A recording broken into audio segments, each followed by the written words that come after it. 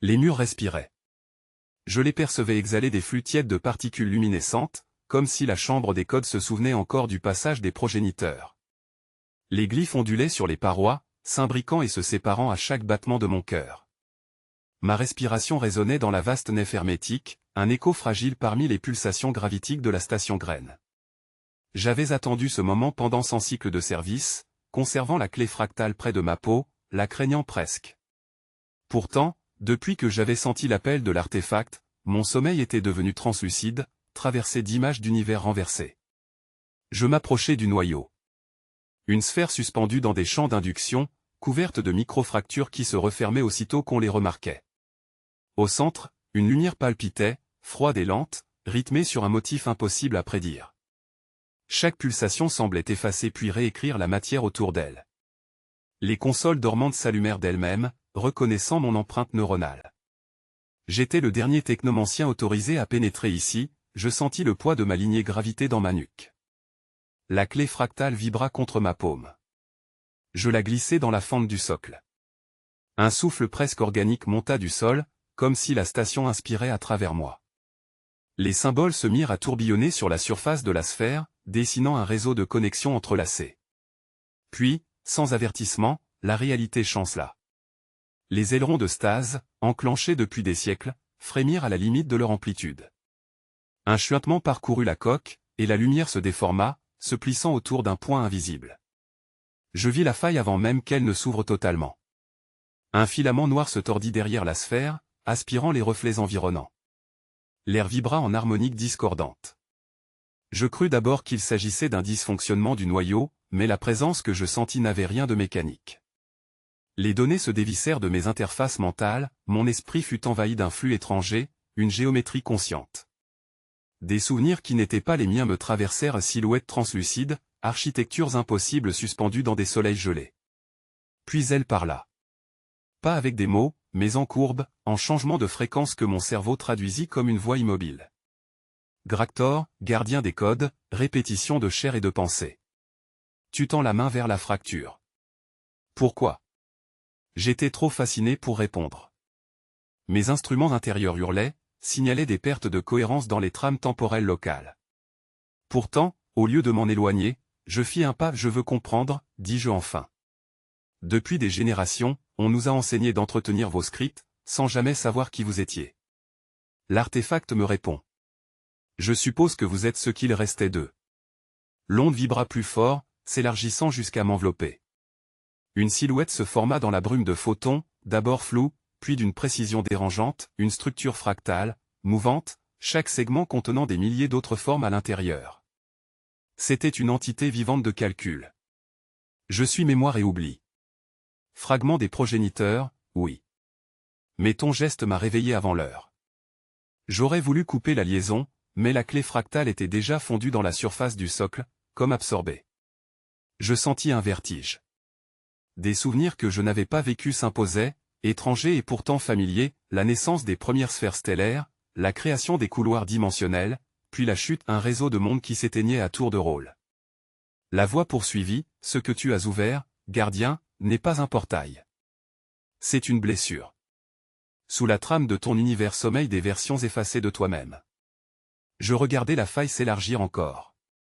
Une seconde silhouette y apparut, semblable à moi, mais vêtue d'un manteau de lumière inversé. Son regard me transperça, empli d'une douceur glacée. Toi, dit la copie, ou plutôt, moi. Je voulais nier, mais la logique mathématique s'imposa, la faille créait des duplications de phases. Chaque itération de mon existence y demeurait suspendue, prête à se manifester quand l'équilibre local basculerait. Je me revis enfant, artisan, technicien, puis ce double plus ancien, usé, mais indemne. Pourquoi me montrez-vous cela? Criai-je aux pulsations de la chambre. L'entité fractale s'immobilisa. Ses branches de lumière se replièrent comme des ailes. Pour que tu décides. La faille se nourrit de cohérence.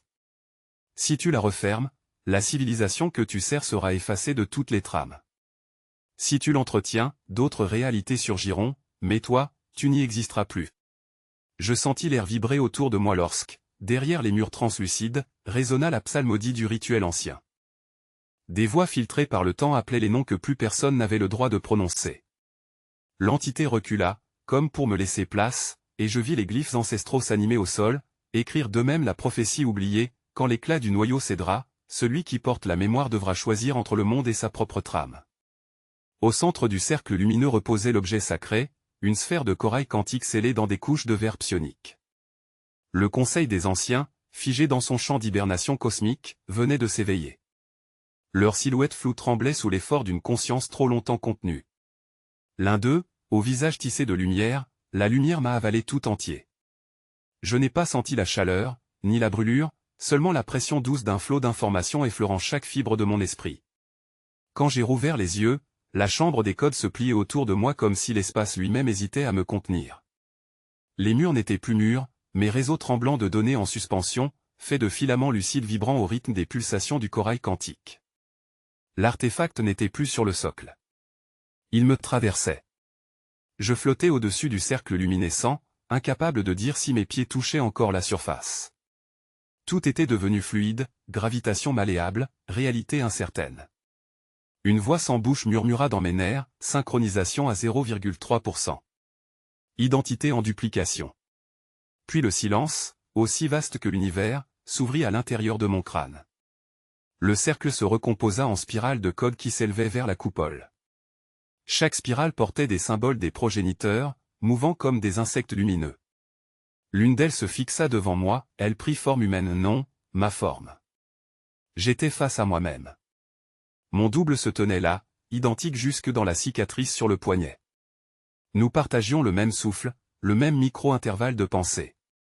Il me regardait avec la gravité d'un miroir qui jugerait son créateur. Je compris qu'il provenait de la faille quantique. L'artefact avait répliqué mon schéma neuronal au moment exact de la déflagration d'informations.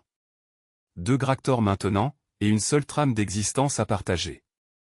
Autour de nous, la chambre vibrait, hésitante entre 2 états de réalité. Tu as déclenché la brèche sans autorisation, me dit-il d'une voix que je reconnus immédiatement. Ce n'était pas un choix. Le Conseil l'a exigé. Le Conseil dort encore, répondit-il, penché vers le sol où se formaient des fissures d'énergie. Tu crois qu'ils te parlent, mais ce sont les restes de leur code, des échos d'un programme de contrôle. Je reculai. La sphère de corail brillait à présent dans sa poitrine, pulsante comme un cœur. Peut-être était-ce cela, la clé de la réécriture. Les progéniteurs avaient prévu qu'un descendant manipulerait leur héritage et que cette manipulation fracturerait le continuum. Je voulus appeler le réseau principal de la station graine, mais mes liens de commande étaient muets. Seules des gouttes de code ruisselaient sur mes avant-bras, mes implants ne reconvertissaient la surcharge de données en motifs lumineux, et je sentis pour la première fois la peur s'infiltrer dans ma mémoire active. Lui, mon double, semblait la maîtriser à la perfection. Il effleura le flux flottant devant lui, réarrangea plusieurs glyphes, puis projeta dans l'air une image du pulsar autour duquel la station orbitait. Le faisceau d'énergie battait comme un cœur cosmique, mais une distorsion y apparaissait, un trou mouvant, noir dans la lumière. « Voilà ce que ton geste a déclenché, » dit-il. Le champ de stabilité se déchire. Bientôt, les routines gravitiques s'effondreront. À travers la transparence du plancher, j'apercevais les couches inférieures de la station, conduits fuyants, lumière vacillante, silhouettes des drones de maintenance qui s'agitaient comme des fourmis paniquées. Certains montaient déjà vers la chambre des codes, attirés par la variation de champ. Les anciens se manifestaient enfin. Pas sous forme humaine, mais en nappes de lumière tissée que je voyais se détacher des parois. L'un d'eux prit consistance, sa surface parcourue de symboles tournoyants. Sa voix résonna comme une suite de fréquences dans mes os, le sommeil s'interrompt parce qu'il le faut. Gractor, tu as ouvert la voie. Mon double s'inclina légèrement, mais je perçus une impatience sous sa sérénité. Il répondit avant moi, non, il a échoué. J'existe parce qu'il a manqué à la discipline, moi seul peux corriger la trame. Le silence qui suivit fut presque douloureux. Le Conseil ne parla plus. Les lumières des anciens se dispersèrent dans l'air, comme si le débat devait se poursuivre ailleurs, hors du langage. Il ne resta plus que nous deux, au centre d'une mer de codes livides. Je ressentis une tension entre 2 entités parfaitement superposées, tentant chacune de maintenir la cohérence du même univers. Nos consciences se frôlaient, en conflit pour l'autorité sur la suite du protocole. J'essayais de reprendre le contrôle, inspiré, canaliser, ramener les constantes à leur valeur d'origine. Mais au lieu de convergence, je sentis la divergence s'accentuer. Les murs se mirent à onduler, chaque vibration engendrait des copies d'objets, des fantômes matériels qui persistaient un instant avant de se dissoudre. Tout se plia autour de moi, comme si la chambre des codes elle-même se souvenait d'un autre état de réalité. Un battement sourd se fit entendre, d'abord irrégulier, puis rythmé comme le pouls d'une entité sous-jacente, pulsant à travers les fibres du lieu. Chaque frappe vibrait dans mes os, rappelant la présence de la matrice qui nous observait. Ces bits, alignés sur un schéma presque biologique, me guidaient malgré moi vers un centre invisible, un cœur logique où tout semblait converger. Je compris que c'était là que je devais aller, au noyau, là où les codes s'unissaient avant de se fragmenter. Je fis un pas, chancelant sous la pression croissante du champ, et formulai mentalement mon objectif, retrouver Gractor, restaurer l'unité du protocole et déterminer qui de nous ou de la chambre détenait le droit d'écrire la suite du monde. Ce but, à peine défini, se grava dans la structure ambiante, et les murs répondirent par un grondement grave, presque approbateur. Il s'extrait du crépitement de la faille comme un reflet en fusion, un éclat de ma propre forme inversée.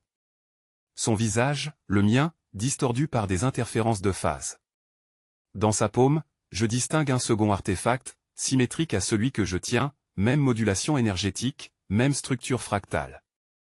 Mais l'équilibre de nos présences dans la chambre des codes provoque une dissonance, les glyphes sur les parois changent de fréquence, le pouls des murs se détraque. Mon double avance lentement, ses pas creusant des ondes dans le sol luminescent. Je sens l'air ou ce qui en tient lieu vibrer autour de nous. Une phrase s'assemble dans ma tête, émise par l'entité fractale elle-même, 2 instances, un fil, un risque de division totale. J'inspire, si tant est qu'un souffle ait encore un sens ici. Le double s'arrête à 3 mètres de moi, sa peau parcourue de filaments bleutés semblables à mes propres veines énergétiques. Il lève la main, montrant l'artefact comme un miroir de jugement.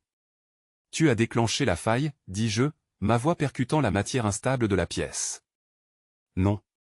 Nous l'avons élargie. » Sa réponse résonne dans ma pensée plus que dans mes oreilles. « Tu as voulu comprendre ce que les progéniteurs ont refoulé derrière le mur des codes. Et leur secret t'a fragmenté. » Les symboles au-dessus de la matrice pivotent, décrivant des cercles entrelacés. Je reconnais les motifs d'accès du Conseil des Anciens, endormis depuis des cycles. Des éclats de données couvent entre nous deux, dérivent puis se collisionnent comme de minuscules comètes d'informations. Je m'avance, tendant ma main vers lui. La texture de la chambre réagit, des scripts anciens s'accrochent à nos gestes, analysant le moindre mouvement. Ce n'est qu'un écho, ajoutai-je, tentant de stabiliser ma propre perception. Tu n'existes que par la réverbération des lignes causales. Son sourire fit sur l'apparence de sa bouche, laissant apparaître le maillage d'un réseau sous-jacent. Et toi, tu crois encore être le premier? L'original? Chaque itération a dit la même phrase juste avant de se dissoudre. Les mots me heurtent. Instinctivement, je me tourne vers le socle central du noyau, où scintille l'artefact que j'ai extrait plus tôt. Ces motifs s'activent de nouveau, comme éveillés par la présence du second. 2 artefacts, 2 porteurs, la chambre gémit, indécise, et les parois se contractent autour du cœur luminescent. J'entends, lointaine mais claire, la rumeur des couches de réalité se froisser. Le double s'approche encore, jusqu'à ce que nos champs énergétiques se chevauchent. Des éclairs violets jaillissent, courts, nerveux, dessinant une frontière douloureuse entre nous. Je sens ces souvenirs effleurer les miens, se mêlant, cherchant un ordre. Je sais désormais qu'il est né à l'instant précis où j'ai voulu réparer la séquence originelle. La faille n'a pas seulement ouvert un passage, elle a écrit 2 versions de moi dans la trame du réel. Si nous fusionnons, murmure-t-il, le flux se stabilisera peut-être. Mais l'un de nous n'en ressortira pas. Je hoche la tête, conscient du risque. Mon dossier neural emporte encore les traces, chaque altération du code gravitationnel dans la station graine modifie la constante universelle d'identité. Nous ne sommes pas 2 corps, mais 2 vecteurs d'intention. L'entité fractale se replie depuis la faille, comme une corolle de verre se refermant. Sa voix coule tout autour, décide vite, Gractor. L'étendue s'effondre déjà. Les anciennes séquences ne peuvent tolérer la duplication. Je sens la structure du sol se désintégrer sous nos pieds. Les glyphes se liquéfient en colonnes de lumière. Je lance un regard à mon double. Malgré la dispersion de son contour, une détresse humaine se lit dans ses yeux. Ce n'est pas un adversaire, c'est mon propre doute rendu tangible. Le souffle de la station graine, au loin, pulse comme un cœur mourant. Dans cette musique de fin du monde, je me rappelle ce que m'enseignèrent les codes d'entretien orbitaux, tout système doit, un jour, choisir quel signal conserver. Je tends mon artefact. Il imite mon geste exactement. Nos sphères s'entrechoquent et se soudent, projetant un rayon aveuglant vers le plafond translucide. À travers la lumière, j'entrevois des visages gigantesques, figés dans la stase, le conseil des anciens. Leurs silhouettes érodées par des siècles d'hibernation informationnelle semblent vibrer, redéfinies par notre acte. Une voix cyclopéenne s'infiltre par les murs, comme un vent mémoriel, une seule conscience doit écrire la suite des codes. Alors je ferme mes paupières et laisse le chant du double envahir ma perception. La fusion commence. Je sens ma peau se dissoudre en lignes de programmes luminescents, mes pensées se mêlant à celles de l'autre être. Le flot est d'abord violent, presque insupportable, chaque souvenir est doublé, chaque émotion redondante. Mais soudain, une cohérence nouvelle surgit, un motif d'équilibre que ni lui ni moi ne pouvions seuls concevoir. L'énergie de la chambre des codes se stabilise, les parois cessent de pulser. Le conseil, peu à peu, s'efface apaisé, libéré. L'onde de stase se propage dans tout le complexe, scellant pour de bon le conflit des mémoires. Quand la lumière s'éteint, je ne distingue plus où s'arrête ma voix. Je flotte, ni chair ni onde, gardien anonyme du réseau des penseurs. Les anciens m'ont confié le legs de leur ordre, je suis devenu le pont, celui qui ajustera désormais les trajectoires cosmiques, esquissant les futurs possibles dans